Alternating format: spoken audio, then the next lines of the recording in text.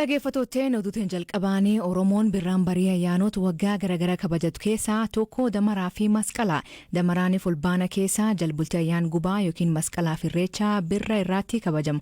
Masqalaan hordoftoota amantaa kiristaanaa biraatti achi dhufti amantaa qabaatus Oromoo biraatti ammoo bifa adda addaatiin kabajama. Godin Wallagga baatti ayyaani masqalaa yookiin gubaan akkamiin kabajamaa jennee gaafanne maanguddoon dhalata naannichaa obbo Malkaamuun gosa nyaataa hundirraa dhiyaatuun nyaatamaa jedha. Sangaan kun waan baay'eetu qophaa'a. Waan waggaa guyyaa sana gaafa damaraa namni akka addaa nyaatee hin bulee baras immoo hin quufuu kan jedhamutu jira. Karaa kanaas sangaan jiru goommanni ni nyaatamaa, buqqeen ni nyaatamaa, cumboon ni nyaatamaa, qiixxaan ni nyaatamaa, ancooteen ni nyaatamaa. Sangaan lafarra jiru gaafas kan hin dhiyaanne jiru mataan sangaa hundi hin dhiyaata. Asheetiin boqqolloo mataadha. Kanatti dhiyaata. Tole wanti wayita malqaraa sirban weeddisan jira akka addaatti. Hin jiraata. Maal jedhu? Egaa iyyoolee jedhu. Iyyoolee jedhu masqala baalii yoon sirbe maali? Masqalan jibbaa maal tana jibbaa ayyaana waggaa ayyaantuu gargaa daree godha. Amma jira kuni amma namni kana hin kabajata akkasitti akka manaan jetta kanatti. Amma garra boru guutuu gidarratti kabanya kana. Ufi daraaran hadhoon yookiin abaaboon keelloon dhiyeenya ayyaan masqalaa fi irreecha mul'atu maani? Itoophiyaa qof keessatti argama jennee Yuunivarsiitii Finfinneetti barsiisaa muummee hedduminaa lubbuu qabeenyaa fi qorata kataanii Profeesar Sabsibee Daggisoo deebii kan nu kennan.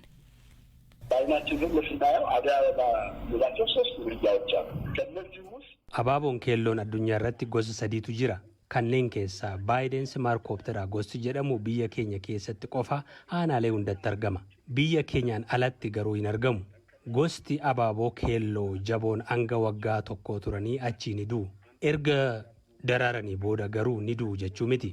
Yeroon mijaawaan yeroo dhufu akka biyya keenyaatti ganna keessaa rooba argatanii yeroo aduun ba'u amma yeroon itti biqilu dhiibbaan jedhu keessoo isaanii waan jiruuf deebi'anii biqilu.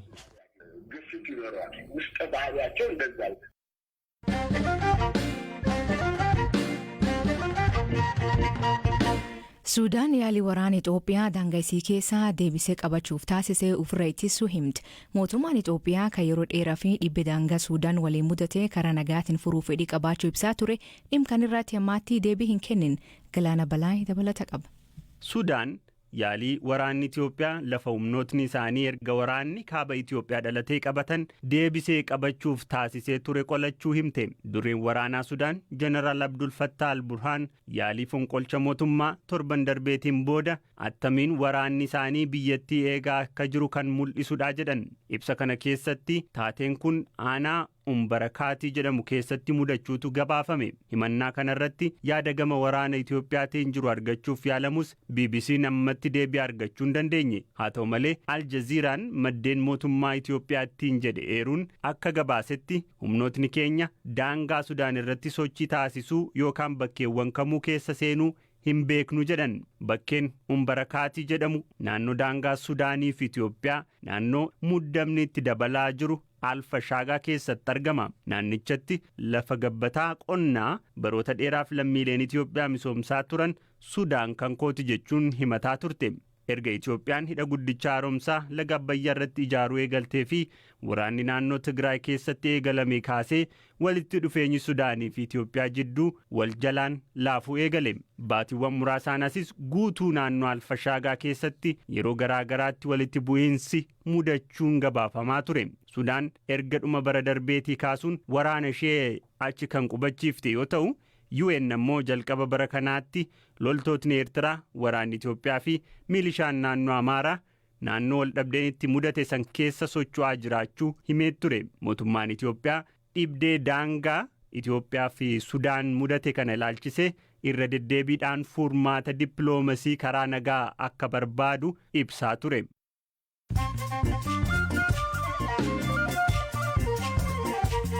Dhaggeeffattootni amma oduu gabaabaa addunyaa isanii dhiyeessaa jalqabaanii ministeerri dhimma dubartoota daa'immanii fi dargaggoota Itoophiyaa hojii gadhiisuuf iyyata galfatte. Aadde Filsaan Ahmed Haali duudhaa fi wanta dhaabbadheef faal deemuu amantaa ofii fi uummata Itoophiyaa qabu ka cabsuu jetti. Dubbii himaanii ministeerichaa obbo Zalaalem Shambal galgalaan BBC akka mirkaneessetti xalayaa galfachuu isii dhuga ta'uu him garuu sabab gadhiiftetti natti himnee jedhe. Paartiin badhaadhinaa guyyoota muraasa keessatti mootummaa haaraa hundeessuuf deemti. Kaap Nigeeriyaa bakka yeroo dheeraa fi rakkoo nageenya jirtuutti shiftaanii loltoota 17 fi namoota nagaa lama jeessuu mootummaan hima. Namoonni hidhatan magaalota 5 keessa seenuun buufata loltoota gubuunii loltoota jeessan. Jiraatonni hedduun biyyoolaa Nigeeriyaa baqatanii jiru. Erga Taliban Afghanistan to'attee aangootti deebitee seerii hedduun jijjiiramee jira. Amma bulchiinsa Helmand keessatti seera islaamummaa ka cabsi jechuun Taliban ogeessonni rifeensa hareedaa akinaadannee fi murree dhoowwiti. Namni seera kan cabse kamuu akka daabamu poolisiin Taliban ka seera amantaa kabachiisuu beeksisa. Pireezidantiin Kooriyaa Kibbaa Moon Jae-in foon saree ka biyyattiitti nyaatamuu dhaabsisuu mal jedhe. Kooriyaa keessatti waggaatti saree miliyoona oliitti qalamuu himan. Haa ta'u malee ijoolleen ammaa aadaa san lakkisuu jirti.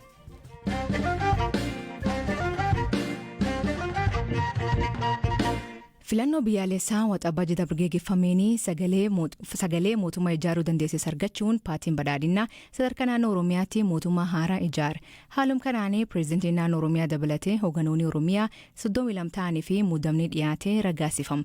Paartiin badhaadhinaa akka sanbata xiqqaa dabree mootummaa haaraa hundeessuu Oromiyaa jalqabde guyyoota dhufan keessatti naannolee afaan keessatti xumuruun sadarkaa federaalaatiis mootummaa haaraa hundeessuu guyyoota muraasa dhufan keessatti akka beeksisu dubbii himaan dhaabbatichaa Dr. Biqilaa Urrisaa BBC'tti hima. Dhaabni isaanii mootummaa haaraa hundeessuu keessatti dhaabbilee siyaasaa karaa nagaan socho'anii fi filannoo waxabajjii dabre irratti hirmaatanii sagalee isaan injifachiisuu hin arganne biyya bulchuu keessatti irree qabaatan qophii godhee amma raawwatu himan. Mootummaan isaanii haaraan sadarkaa federaalaatii fi naannootti maalirratti akka xiyyeeffatu Dr. Biqilaan akkanaan ibsa. Qormaanni inni guddaan bakka adda addaatti sababa karoora dheeraa Itoophiyaa diiguu TPLF qabatee deemaa ture sanarraa kan ka'e rakkoo nageenyaa qaamni shororkeessaa kun uume fi caaroon isaas bakka adda addaatti fallatee rakkoo nageenyaa lammiilee keenya irratti uumuu danda'u kana hiikuun baay'ee murteessaadha. Chaalenjiidha jennee amanna. Garuu immoo xiyyeeffannaadhaan irratti hojjetamuu qaba jennee amanna.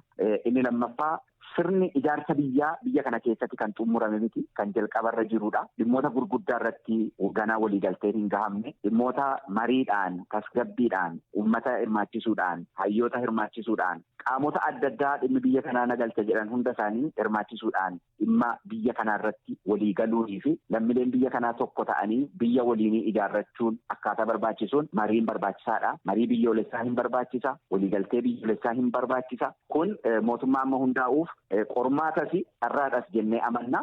Qormaata jiru kana gara carraatti jijjiirree biyya keenya ittiin cimsuudhaaf fayyadamuun baay'ee murteessaadha. Inni sadaffaan biyya kana keessatti sababa jijjiirama kanaa fi sababa TPLF uumee fi sababa daldala seeraan alaa dinagdee seeraan alaatiin kan ka'e qaala'insi gatii fi qaala'insi jireenyaa lammiilee keenya qoraa akka jiru hin beekna. Kanaafuu mootummaan amma hundaa'u kun xiyyeeffannoo jalqabaa godhee kan hojjechuu danda'u gatii tasgabbeessuu, jireenya lammiilee keenyaa tasgabbeessuu fi lammiileen keenya qormaata dinagdeetiin otoo hin qoramin jireenya gaarii akka jiraatanu intervenshinii adda addaa tarkaanfii adda addaa fudhachuudhaan gatii amma ol ka'aa jiruu fi qaala'insa jireenyaarraa kan ka'e lammiilee keenya kan qoraa jiru kana sirreessuun baay'ee murteessaadha. Kanaafuu dhimmoota kanaa wajjin wal qabatanii fi inni arfaffaan biyya kana keessatti kenniinsi tajaajilaa rakkoo guddaadha kan qabu, bulchiinsi gaarii rakkoo guddaadha kan qabu, magaalota keessatti baadiyyaa keessatti lammiileen keenya yeroo gabaabaa keessatti osoo yeroo dheeraan dhaabbatiin osoo maallaqan kafalin karaa nagaas karaa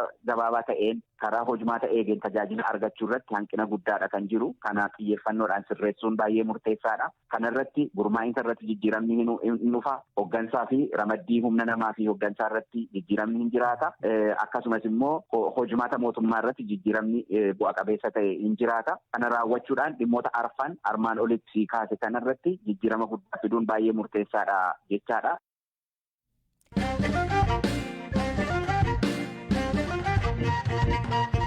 Dorgommii maratoonii Baaliin kalee geggeeffameen atileetiin Itoophiyaa guyyaa doolaa kaganaan dura maratoonii fiigee hin beekne tokkoffaa ta'uun addunyaa keessatti gurguddaa horate. Guyyeen atileetiin umrii 26 Oromiyaa godina Gujii Gandbiluu dhalate. Man barumsatti fiigichee galuun boodirraa leenjii fooyya'aa argachuu fi gara Finfinneetti qajeeluu himan. Dorgommichaan booda BBC'n ka dubbate guyyeen waa'ee dorgommichaa kanaan hima. Dorgommichi akkuma isin ilaalaa turtan dorgommii jalqabarraa miira namaa hawwatu akkasumatti dorgommii gaarii taasifnee gara dhuma kiiloomeetira 22 kaasee hafte ni dho'a. Kanaaf akka jalqabaa deemuu hin dandeenye ho'ee waan jiruuf dorgommichi bifa saniin sa'aatii sirni gadi bu'ee sa'aatii ammaa fi inni kanas akkas jedhee yaada. Egaan dorgommii kana injifattee jirta. Qananiisaanis morkataa ture sadaffaadha kan ba'e. Qananiisaa faana dorgommii kana morkachuu kee dorgomuu kee muuxannoo maalirraa argattee waliin fiiguun keessanoo bu'aa maalisiif qaba? Dhugaa inni gaaffii bareeda. Qananiisaa wajjin hirmaachuu jechuun goota biyya keenyaati. Goota addunyaan namni kamiyyuu jaalate isa kabaju. Isa wajjin hirmaachuu jechuun anaaf carraa guddaa. Dorgommichallee akkuma isa wajjin ilaalaa turtan san bifa gaariin deemaa turre. Haala sanii innis OR'aan ka'ee haalli peesoonni peesii godhaa turan sun eega peesoonni baane dorgommicha bakka bifa jaanne sunni ga'uu dhabne. Maalidha kan karoorfatte kanaa booda? Kana booda hojii dirqamaa namni jabaatee hojjate iddoo guddaa ga'a. Kanaaf hojiin nurraa eegama bakka fooyyessuu qabnu bakka badee kan maal sirreessuu qaba akka jedhu garanumaa barumsaan kana fudhee hojiitti hojjedhaa yaada jedhu qaba. Fiigichi fageen dheeran kan beekamu atileet Qananiisaa Baqqalaa maratoonii kan irratti sadaffaa ta'uun naas fudhate. Dhukkubsatee turuu isaa fi dorgommichi ulfaatu kahimuu Qananiisaan atileetiin Itoophiyaa injifachuun isaaf gammachuu ta'uu ibse. Egaa walumaa galatti ijoolleen keenya waan mo'atteef itti gammadee jira. Itoophiyaan waan as mo'ataniif kanaaf wal dorgommii waan ta'eef baay'ee gaariidha. Umaan itti dhaga'ama. Egaa wal dorgommii kana hirmaannan godhadheetuman dhufe duraan dursee natti ulfaachuu akka danda'u walumaan beekuu dhufe. Egaa fuulduratti sirriitti qophaa'eetoo abdii koo galmaannan gaa jedhee ni yaada. Akkami kana booda dorgommiin Niiwuork maraatoon jira. Akkami hirmaannaa achi irratti maal karoorfattee akkamitti deemte kana booda? Egaa shaakala koo laaleetoo yoo shaakalli koo gaarii naa deeme hirmaachuu nan danda'a Niiwuork irratti. Yoo shaakalli koo gaarii naa dhufuu baate immoo hirmaachuu baachuus nan danda'a. Dorgommii maratoonii yeroo jalqabaaf hirmaattee dorgommii maratoonii Baaliin kalee geggeeffame gam dubartootaan kan injifatte atileet Gotaayee Toom Gabresillaaseen karoorkii galmaan ga'ee jettee BBC'tti himte. Dorgommii hiika jalqabaa waan ta'eef maratooniin maal fakkaataa ka jedhu hin beeku ture jetti. Dhaggeeffattootteen sagantaan irraa ganumaan waliin turuu keessaniif ulfaadha isaniin jedha. Mammaasii galgala kanaa malkaa buuftu abbaat laallata. Hiikan isa sanbiraatti maanii kooment keessan nu beeksisa. Sagantaa kan qophees Galaana Balaay gam teknikaatiin Oskar Bunga keessaniif dhiyeessan aslii galgalooti agborisaatti akkana nagaa waaqa kee bulaa oraa bulaa deebanaa hangafamaadhaan bulaa.